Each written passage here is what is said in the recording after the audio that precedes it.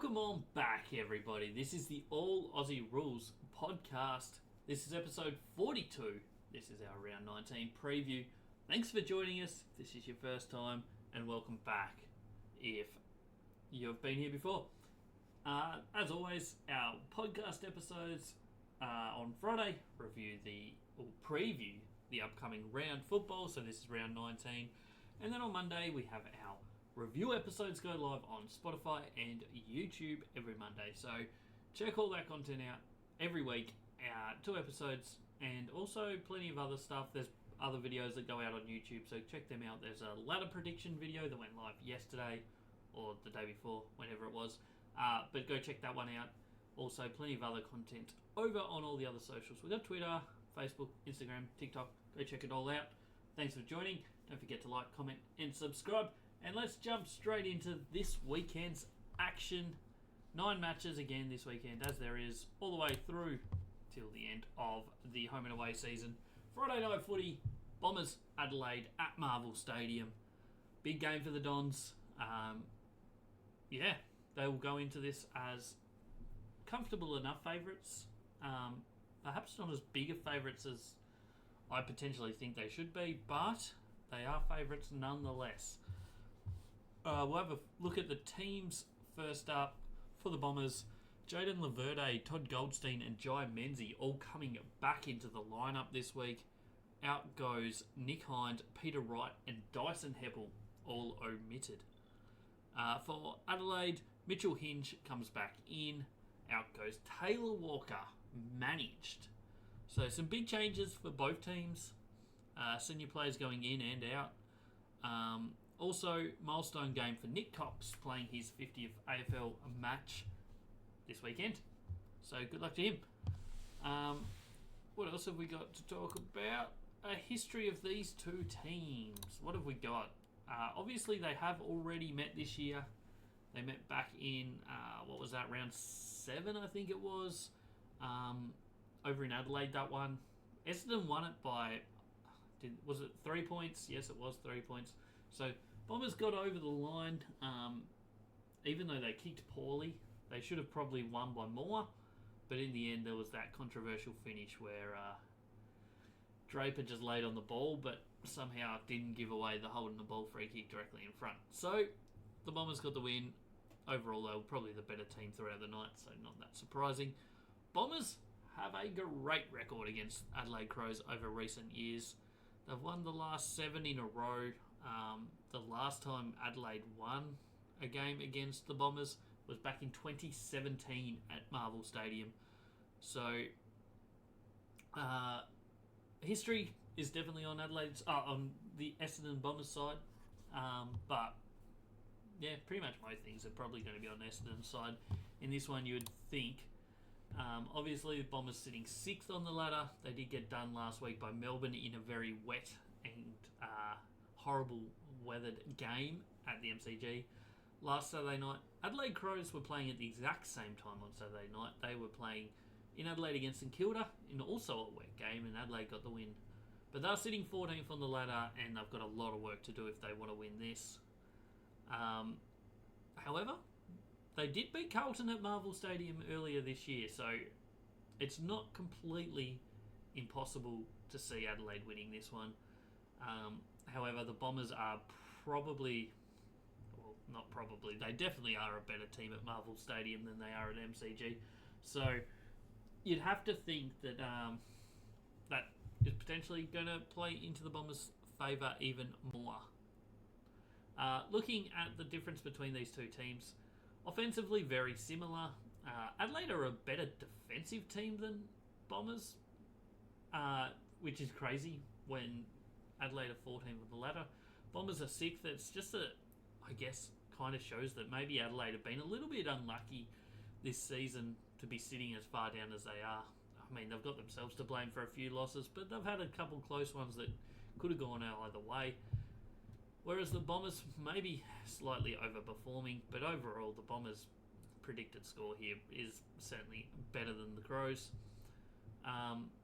Forward efficiency, both teams really struggle in that area. So I wouldn't be expecting to see either forward line dominate this game, but things happen, strange things happen. Defensive efficiency, both teams aren't great at this either. Both not too dissimilar in actual defensive efficiency output, but overall Essendon's is worse. Inside 50s, territory battle, Bombers dominate this week in, week out, so I wouldn't be surprised to see them absolutely dominated again here, which will make it very hard for Adelaide to win, seeing they have not the best forward efficiency going around. Clearance differential, both teams kind of struggle a little bit in this regard. Bombers are good in the centre, but not so good at stoppage clearances, whereas Adelaide are pretty average in both regards. Contested footy, the Bombers are better than the Crows at that, and uncontested footy, while both teams tend to control the uncontested side of the game quite well most weeks, the Bombers are slightly better at that than the Crows. And that's got a lot to do with the fact that the Bombers do tackle and pressure very well, whereas Adelaide don't quite so well. Bombers also have a very good turnover game, so it's going to be hard, from what I see, for Adelaide to win this one, just because Bombers are probably going to win it out of the middle, or maybe not win it out of the middle, but certainly break even out of the middle. They're going to get the ball forward, and they're not going to turn it over as much as Adelaide based on what we've seen. However, if Adelaide turn this into an open game and just manage to force some turnovers, they're going to put the pressure on Essendon. And you'd hate to suggest that this is an option, and I'm certainly not. But if the Bombers lose this game, it's looking eerily similar to their season last year. So I don't want to put that out in the universe, but if they do go down here, it's worrying signs for the Dons. Whereas Adelaide, their season's done. They can't make finals from where they are. They're basically just cruising towards the finish line, trying to get experience and whatnot into their younger players and also their mid-term players, and hopefully find a way to develop and improve for next season. So yeah, that's that game. It's going to be an interesting Friday night game. You'd have to think Essendon will go in comfortable favourites and should be able to take care of the job. Second game of the weekend is GWS and Gold Coast. This will be Saturday afternoon, 1:45 kickoff at NG Stadium in New South Wales. Obviously, Greater Western Sydney's home ground. Big game for both teams here as well. GWS sitting 7th on the ladder, Gold Coast 11th, and yet to win an away game. So a lot of pressure on Gold Coast here to finally break that duck for the year. Teams have been announced. We've got Xavier O'Halloran coming in for GWS, outgoing Caniglio injured. And for Gold Coast Suns, we've got Lockie Weller, David Swallow and Sexton coming in. Going out, Ben Ainsworth injured, while Alex Davies and Malcolm Rosas are both suspended. 2 milestone games, one for each team. Brent Daniels will be playing his 100th AFL game, as will Will Powell. So good luck to both of them in their 100th AFL games. Looking at the history of these two teams, what have we got that is interesting? They have met this year. It was in gather round, so neither team had the advantage, I guess, in that one. And Gold Coast put up a good fight, to be honest. It was they were not in it as such. Like, they trailed the whole way, but there was only a couple goals in it most of the way. In the end, GWS kicked away a little bit in the last quarter, 5-2 to win it by 28 points. But it was a solid performance by Gold Coast. Last year, they met just the once, which was in round 19 at Manuka Oval, and GWS won that. So GWS have won the last 3 and have won, I don't know how many that is, but a lot out of the last few years. So Gold Coast have only beaten them once since 2014, which is crazy. 2014 to now is more than 10 years. It's 12 12 out of the last 13 have gone the way of GWS. So you'd have to think based on those numbers that GWS have the massive advantage going into this one. But it hasn't mattered too much where they've played. GWS just get the job done. That one win of Gold Coast was a home game for Gold Coast.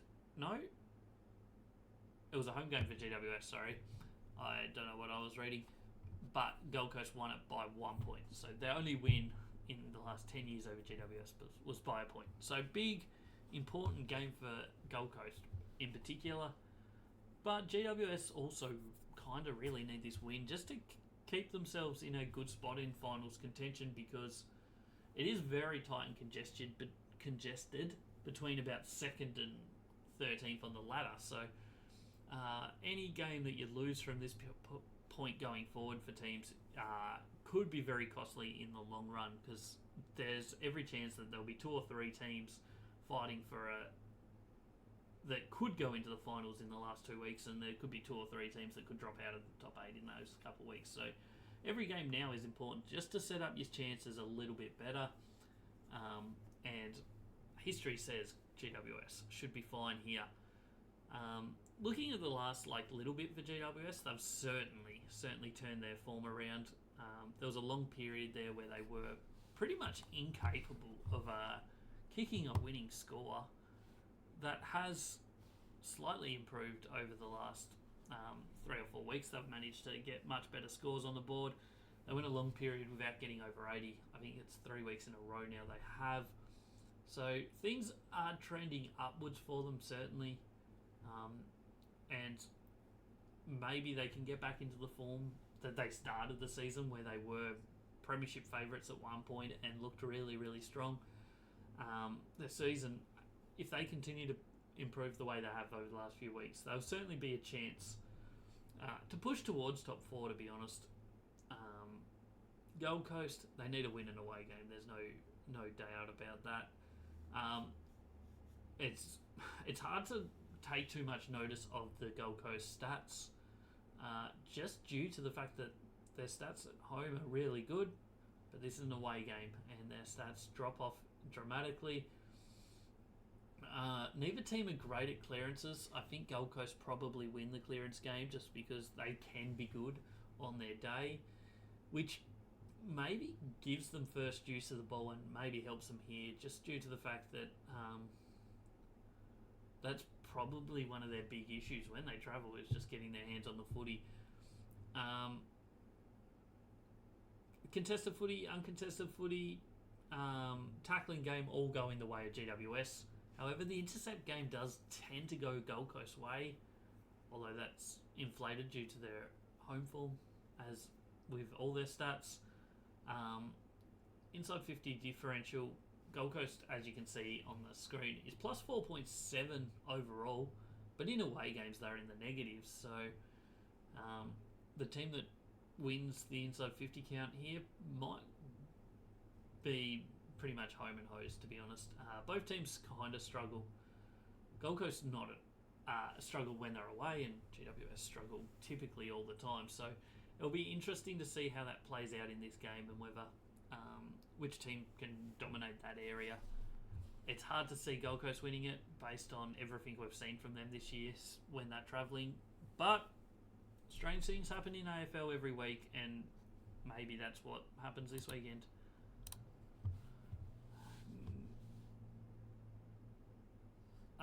Next up, we've got... sorry, I was all over the place here. We've got St Kilda West Coast at Marvel Stadium. 1:45 kickoff. Big game, but not for finals contention reasons. St Kilda West Coast. West Coast managed to win this, then they will almost certainly make sure they don't finish wooden spooners. Whereas St Kilda win this, they stay around about that same point as Adelaide. They potentially will jump above them if Adelaide lose. Is that what they want? I don't know. Probably not. But they're on track for probably 8-9 wins for the season, which is a bit below what they would have liked coming into the season. 15th versus 16th on the ladder. West Coast the only team that haven't won a game in the last 5 weeks, so I don't see this being the one that they do. Looking at the teams for this game, for St Kilda, we got Liam Stocker, Bradley Hill and Hugo Garcia coming in. Outgoing, Philippou injured, and Ben Patton and Ari Schoenmaker both omitted. Bradley Hill will be playing his 250th AFL game, so congrats to him. For West Coast, Campbell Chester comes back in, as does Jack Petroselli, Josh Rotham, Jay Cully, and outgoing 4 injured players, Liam Duggan, Jake Waterman, Elliot Yeo, and Tyler Brockman. So some massive outs there, with Elliot Yeo arguably their best midfielder and Jake Waterman not arguably, definitely their best forward. So, and also Liam Duggan, who's been huge for them as well at points this season. So 3 big outs for the West Coast Eagles.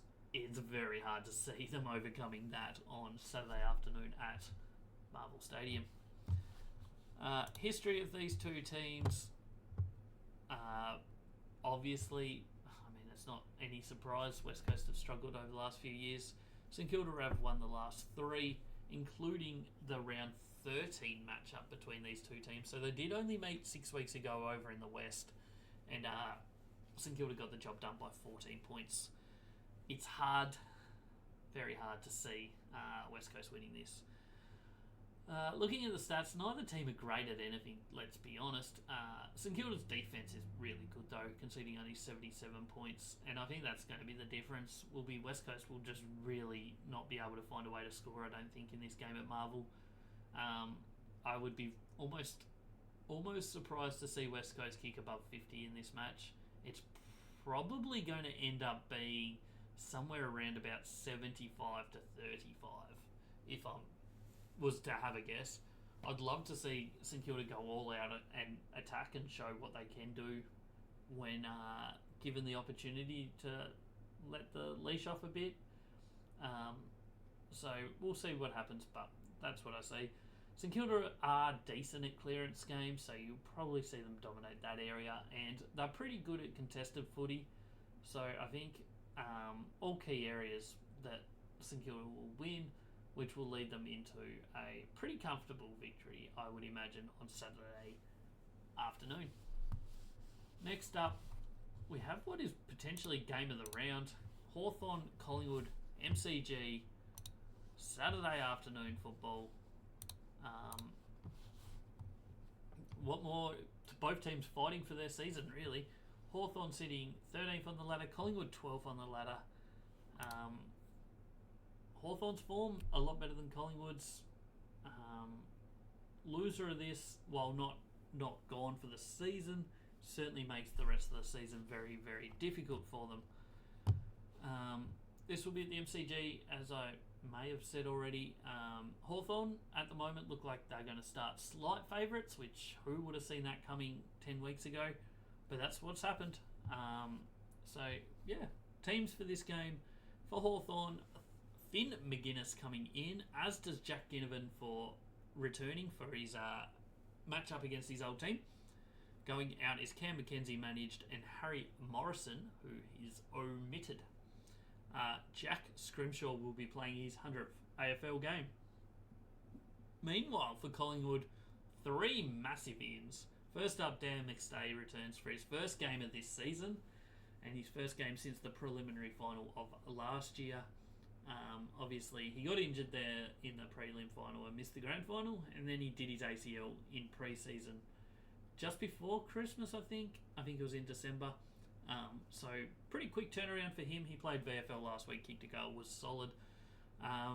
Also coming in, Jeremy Howe coming back in and likely going into the back line, which I think is my preferred position for him at least. And Lachlan Sullivan coming back in as well after a good patch in the VFL. Going out is Harvey Harrison managed. Lockie Schultz injured. He's out with concussion protocols. And Billy Frampton has been omitted.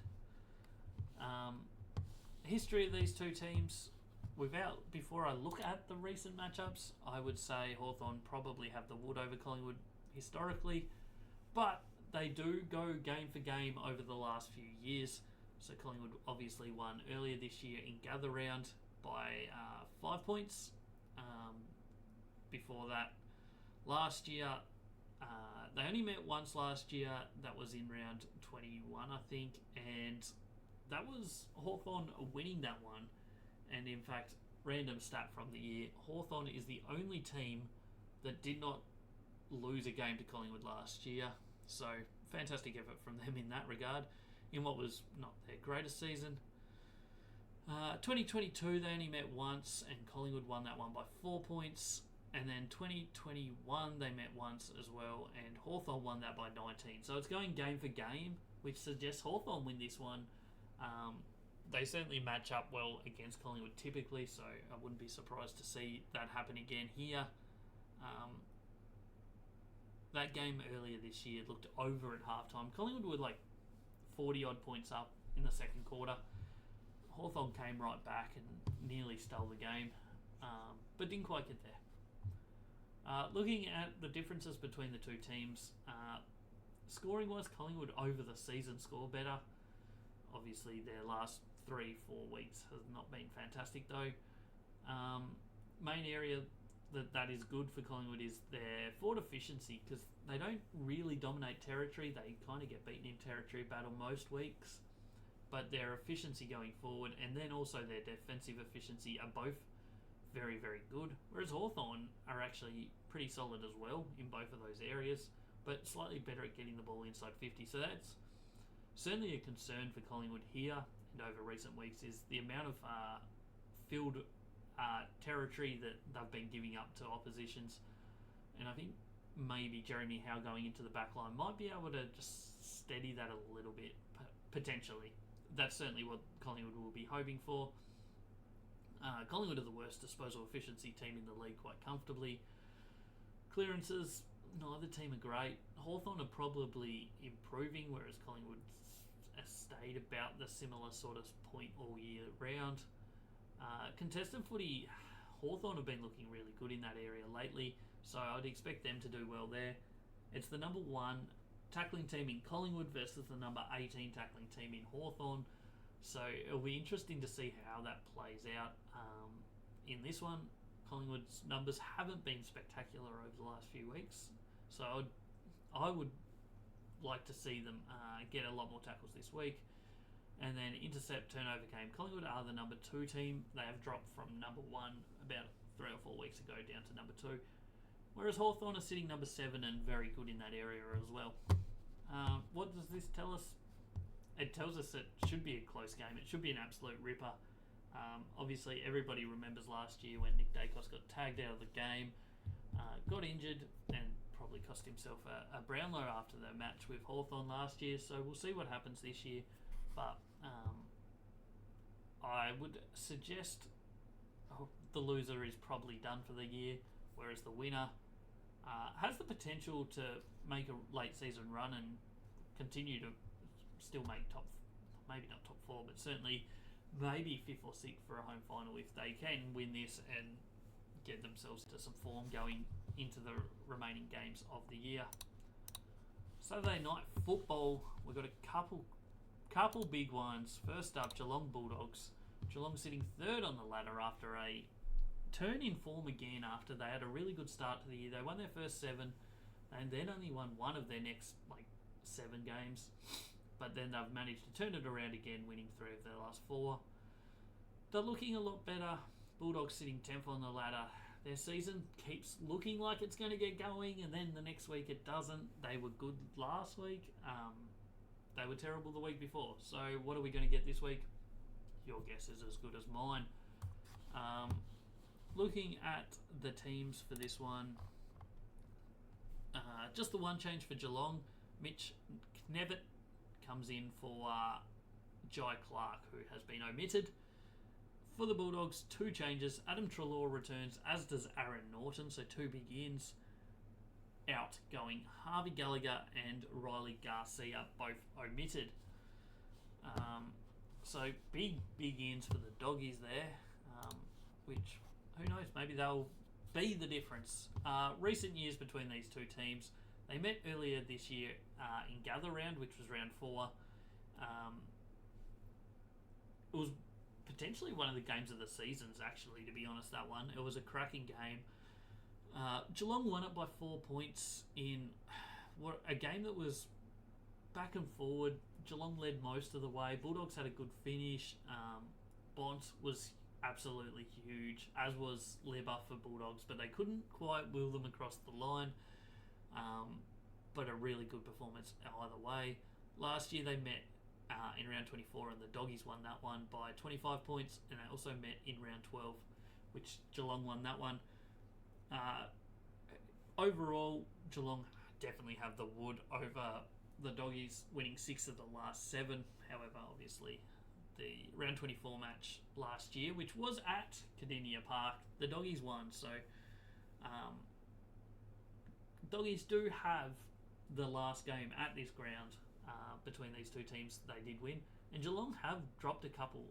They've certainly dropped one, but I think they've dropped 2 down at the Cattery this year, because they lost to Port Adelaide and they lost to GWS, I believe. I don't think there's any more that they've lost there, but that's just off the top of my head. So Geelong definitely have the history, but I wouldn't rule out the Doggies. They did win down there at the Cattery just last year. What to say about the stats here? Both teams offensively very similar and very, very good. Defensively, Bulldogs are slightly better. They don't give up the big scores like Geelong occasionally do, like Geelong did against Carlton and a couple of others as well, I think, in their bad run. But it's nothing too concerning there. Both teams really good at controlling the ground, so it'll be interesting to see who controls it for longer periods in this one, because I reckon at certain times both teams will control it. The forward efficiency of the Bulldogs is really good. Both teams kind of struggle with defensive efficiency. Clearance game, Bulldogs are way better than Geelong at that. Bulldogs about a month ago were the second best clearance team. They've kind of dropped off a little bit, but they've still got really good numbers. Neither team is great with contested footy, but Bulldogs do dominate uncontested football typically, so we'll see if that's the way. If they can manage to control the ball a bit in this one, it will make it very difficult for the Cats, I think, who rely on a turnover game. So that is Geelong's number one source of offense, is forcing turnovers and bouncing it back, and also not conceding turnovers themselves once they've got the ball. So if the Doggies will get plenty of opportunities to have the ball, if they control the ball and don't turn it over, it's going to be very, very difficult for Geelong to create their scoring opportunities, in my mind at least. It should be a cracker though on Saturday night. The winner, well, if Geelong win this, they're looking very, very good for a top 4 spot, maybe even top 2. Whereas if the Bulldogs win, they're back in full contention of the top 8. Whereas if they lose, all of a sudden they're in a little bit of trouble, back in the areas where Collingwood or Hawthorn will be, depending who wins that one. So we'll see what happens. It's going to be potentially one of the games of the round. Saturday night footy, probably almost must-watch football, I reckon. Should be an absolute beauty. The other Saturday night game, maybe not so much of a must-watch. It's at Adelaide Oval, Port Adelaide hosting Richmond, 9th versus 18th. Big game for one team, pretty irrelevant game for the other. Port Adelaide obviously will be going into this heavy, heavy favourites. However, Richmond have won a game at Adelaide Oval this year. They did manage to beat the Crows only about a month ago. The history of these two teams, no, that's not where we start. We start with the teams. Let's have a look at who is playing for both teams. So quite a few changes here. For Port Adelaide, Radagua, Georgiadis, Willie Rioli and Dylan Williams all coming in. Meanwhile, Lockie Jones, Kane Farrell, Todd Marshall and Jeremy Finlayson are all injured and all out.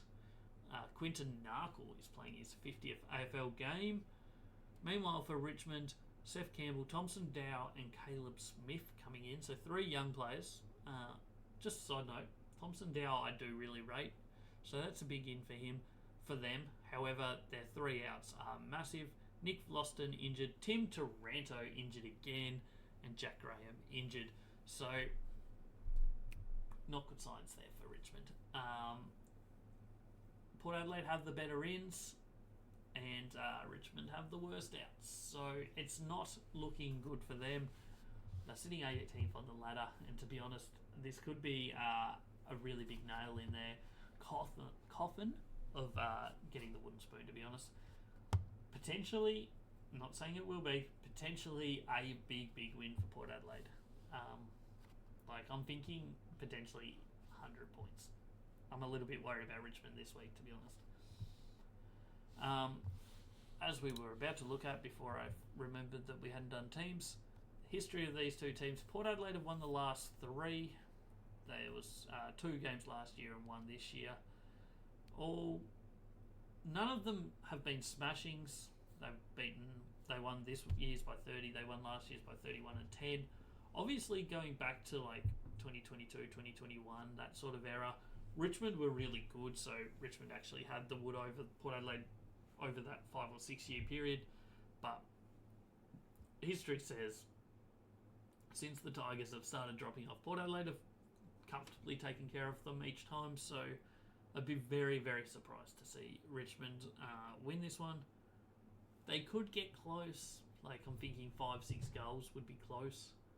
But I just have this feeling that we're going to see a dominant Port Adelaide display here. Just to get themselves back into the 8, more than likely into the 8, and really set themselves up for this final 5 or 6 weeks of trying to push for a home final, because I don't think they're capable of getting into the top 4, but maybe 5 or 6 is on the cards for Port Adelaide, and that needs to start here with a win against the Tiggy Train. Pretty much every stat, Port Adelaide across the year are better than Richmond. I don't think there'll be anything. In fact, at least in these stats that I show, that Richmond are better than Port Adelaide in, because if we're being honest, they're not. They're far off pretty much every team, let's be honest, across the board. And that's no different here. So yeah, we'll be tipping Port Adelaide, and we'll be tipping them to do it quite comfortably, I would imagine. We move on to Sunday football. 3 games on Sunday. First up, we've got Fremantle Melbourne at Optus Stadium. This will be 1:20 kickoff in Perth time, so 3:20 local time over there. No, other way around. 3:20 Australian Eastern time, 1:20 local time. Jeez, my brain was just in cruise control. I should have thought about what I was saying before I did it. Anyway, teams obviously extended benches at the moment for this game. It's a Sunday game, but Alex Pearce back from injury, massive. Sean Darcy back from injury last week, massive. Brandon Walker, Will Brodie coming in. At the moment, the only out is Josh Draper, who has been omitted. Luke Ryan will be playing his 150th AFL game. Meanwhile, for Melbourne, we've got Jack Billings, Adam Tomlinson, Bailey Laurie, and Tom Fullerton all coming in. Outgoing Taj Wowoden, who has been managed. Tom Fullerton, this will be his first game for the Melbourne Demons.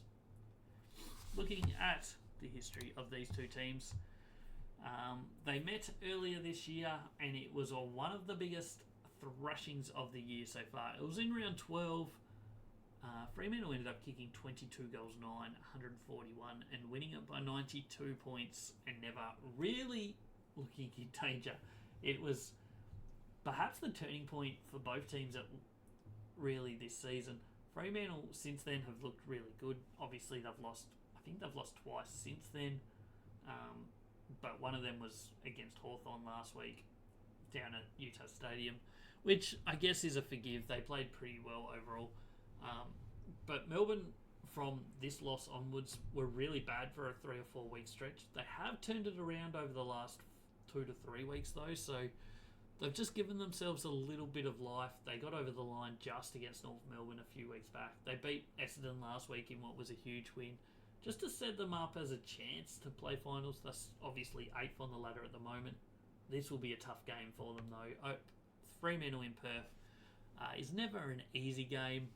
Fremantle have won 3 of the last 4 matchups between these two teams. However, that Melbourne win was over at Perth, so interesting, I guess, that the last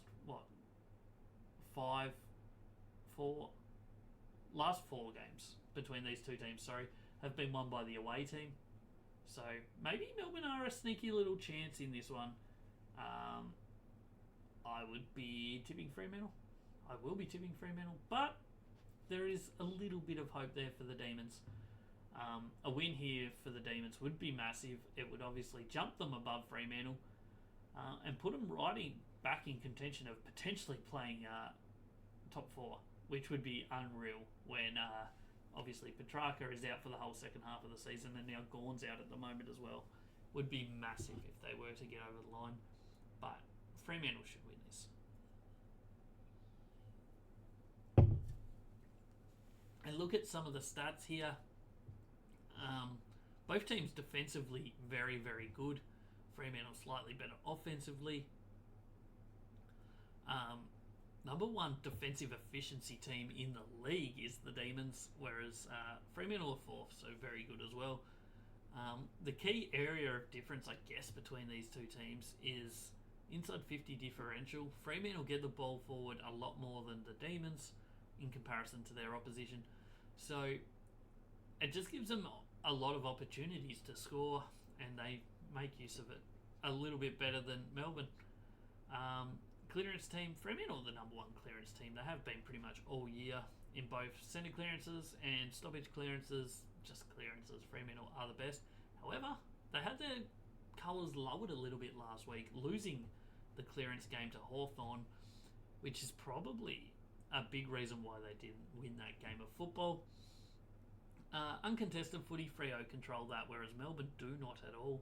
Melbourne are a contested football team, so that's probably their hope, is bringing the tackle pressure, forcing turnovers, and then just winning that hard ball, I guess.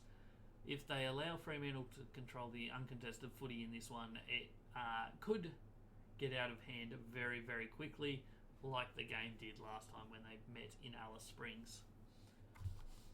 2 more games to look at from Sunday. First of those, Brisbane-Sydney, another potential game that is game of the round. Obviously, extended benches at the moment, but for Brisbane, they have 3 ins at the moment. Brandon Starkovich, Devon Robertson coming back in, and Henry Smith, who will be playing his AFL debut if he gets the nod in this one. Meanwhile, for Sydney, we've got Harry Cunningham, Isaac Heaney returning from suspension, Corey Warner, Caleb Mitchell, Aaron Francis, and Sam Reid all named.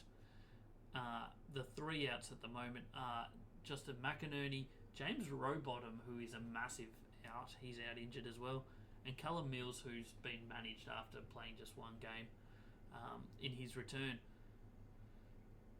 Obviously, still a couple more outs. Heaney back in is huge, but I think that James Rowbottom out is going to be bigger than maybe people expect, I guess. And that kind of pushes me towards tipping Brisbane in this one. I think it's going to be a close game. It could go either way. I just think Brisbane get it. Their form has been perfect. Sydney played a great game last week, but they'd lost a couple before that. It's going to be interesting to see how that plays out. Sydney, obviously, stats-wise, are dominant across the board. The one area they don't really dominate games is the intercept turnover game, but that doesn't hurt them because they just are so good at everything else. Number 2 clearance team, number 2 inside 50 team, 2nd best defensive efficiency, 3rd best forward efficiency, highest scoring team, lowest points against team. They just really, really across the board, very good team. Brisbane, their numbers have been pretty solid all year round. They have a couple areas that have kind of hurt them. Their accuracy is their main one, and their forward efficiency early days was really quite low, but it's certainly improving. It's up to 48%. I think after about 6 or 7 weeks, it was down at about 44%. So that area of the game has been a massive improvement for the Lions, and that might be what is the key reason why they've improved, is that they were really struggling to get their forward line to work at getting shots, because they were getting the ball forward plenty. They're the number one inside 50 differential team all season long, and they pretty much have been after every round.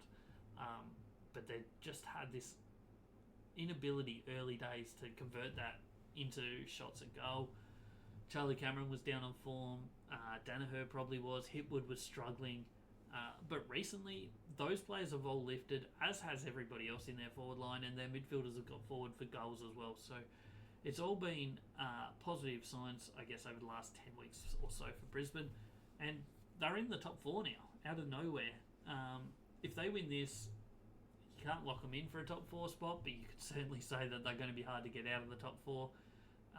Meanwhile, Sydney, they've pretty much sealed up top spot. Not 100%. Obviously, teams, Carlton in particular, can still get to them, but a loss here isn't the end of the world, is what I'm thinking. History of these two teams we haven't looked at yet, but they haven't met this year. They only met once last year, which was at the Gabba, and Brisbane won that one by 16 points. 2022 was at the SCG, and Brisbane won that one by 24 points.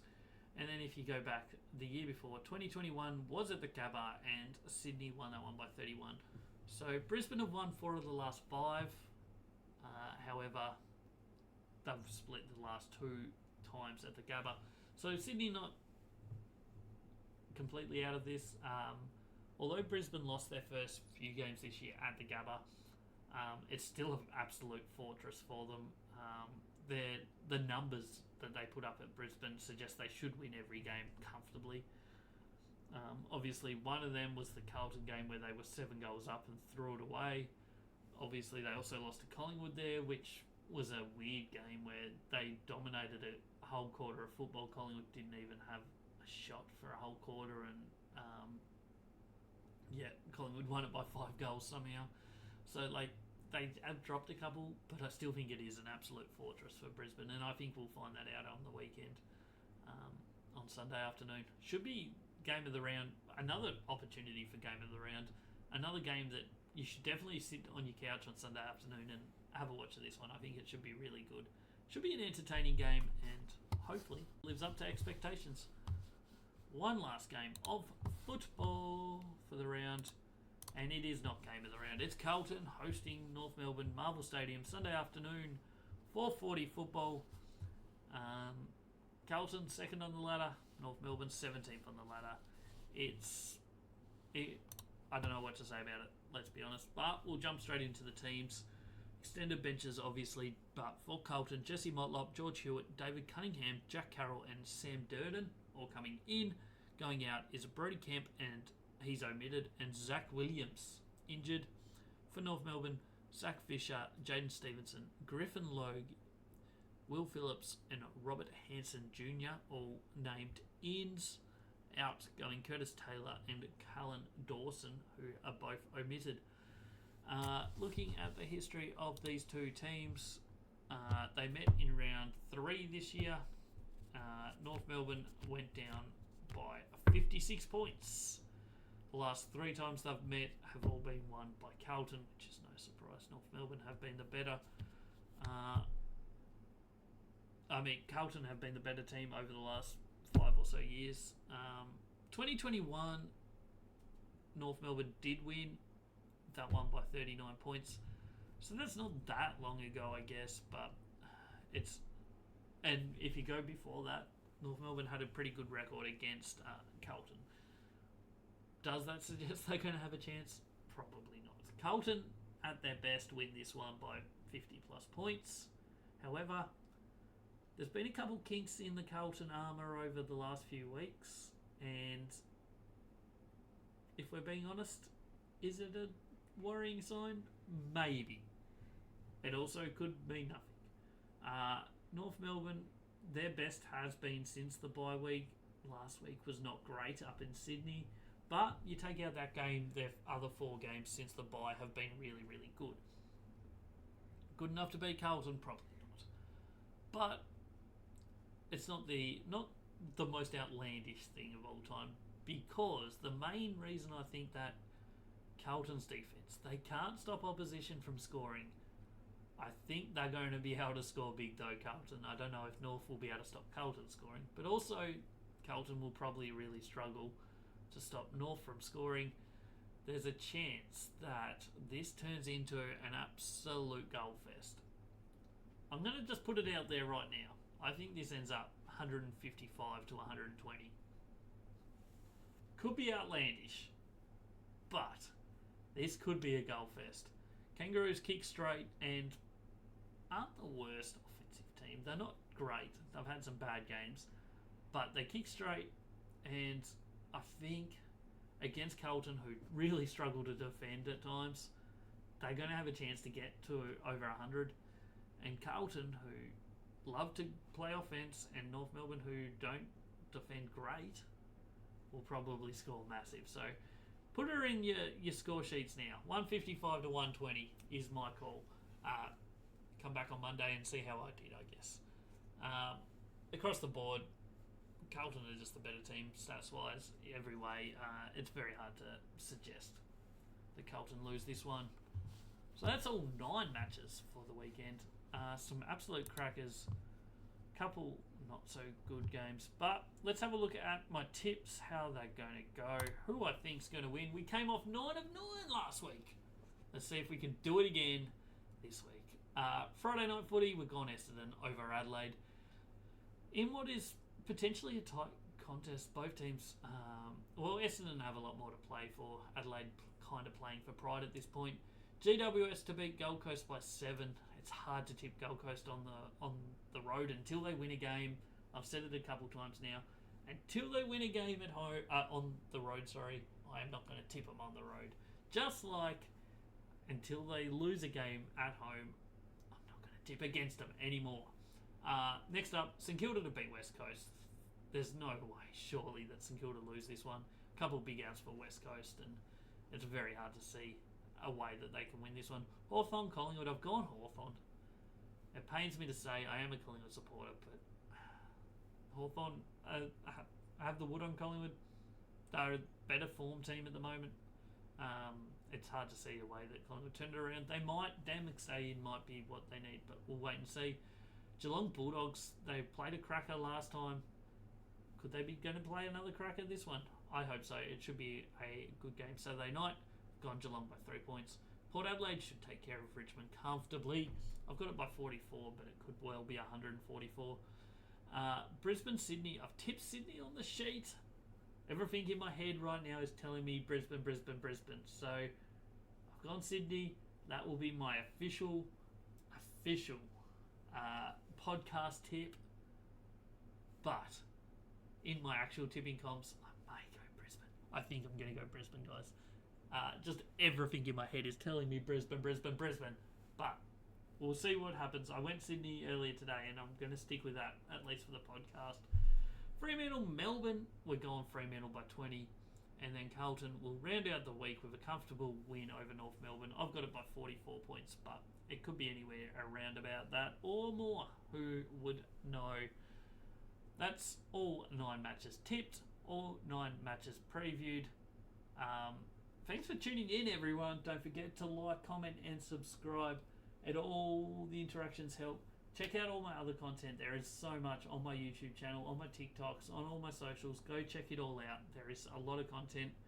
I think it's all improving. It's all getting better, and I'd appreciate your words of advice. What would you like to see me do?